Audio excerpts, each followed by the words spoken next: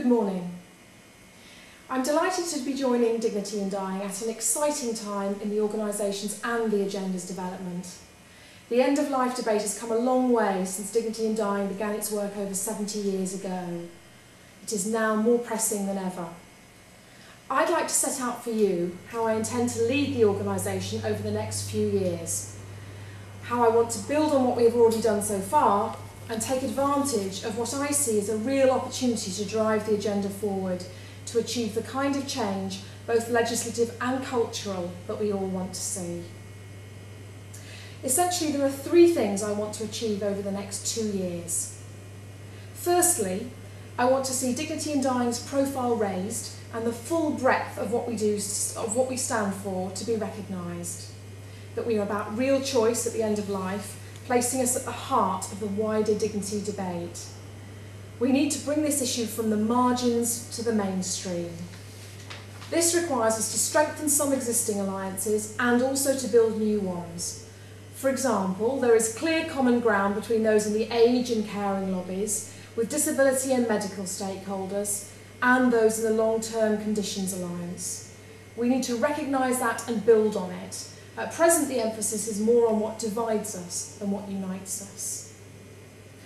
Secondly, I want us to take full advantage of the fact that public opinion, and by that I mean the silent majority rather than the vocal minority, supports real choice at the end of life.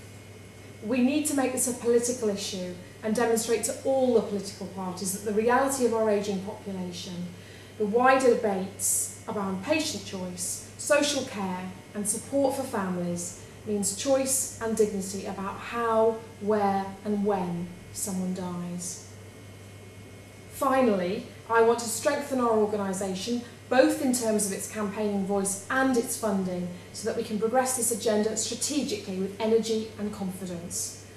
This includes campaigning in Parliament and across government for the legislative change we all want to see.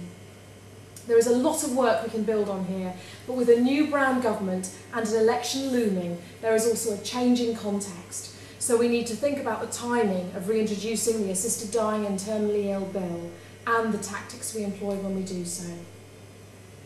Above all, we need to remind others about the very human story that lies at the heart of what we're trying to achieve. Every family will be touched by this issue at some point in their lives. We know that the vast majority of people do not end their lives in the way they would wish. Many die alone in a hospital bed rather than at home with their families around them. Others suffer pain and a loss of dignity because they are prevented from ending their life at a time of their choice. This issue has universal relevance, even if it doesn't have universal appeal. There will always be a vocal minority active against us, but we need to focus on making the issue of choice at the end of life central to the debate about patient care, our ageing society and support for families, and so marginalise those voices who oppose what we are trying to achieve. Gordon Brown said only this week at Labour Party conference that we need an NHS that is personal to all. We need to demonstrate that patient choice and a personal service doesn't end when someone is going to die.